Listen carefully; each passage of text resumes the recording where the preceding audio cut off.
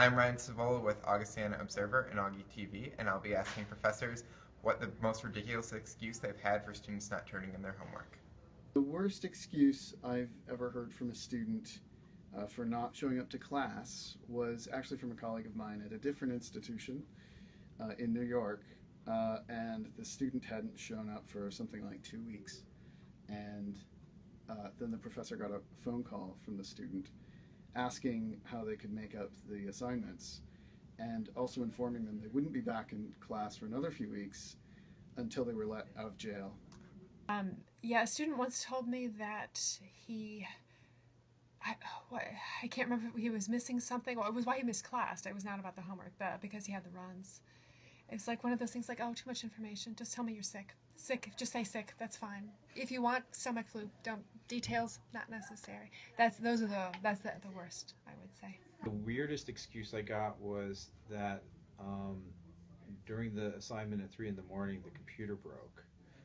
But what was weirder was then the student sent me a picture of a computer with a shattered screen.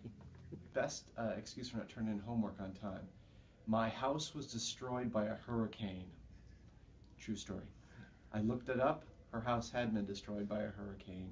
I also have had that they were too busy because they were sleeping, and they were having a dream about a mermaid, and they wanted to go back to sleep and see how the dream ended. I thought that was a pretty strange thing. I didn't ask for more details. I didn't want any more details, to be honest.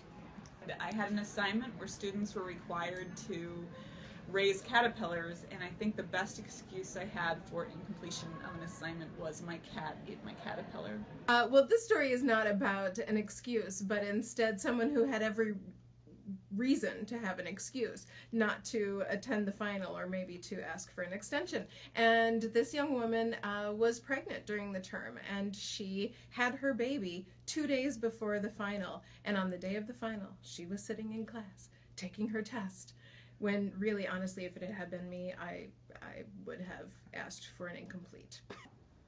So one time I had a student tell me he couldn't get to his library assignment because he was on house arrest.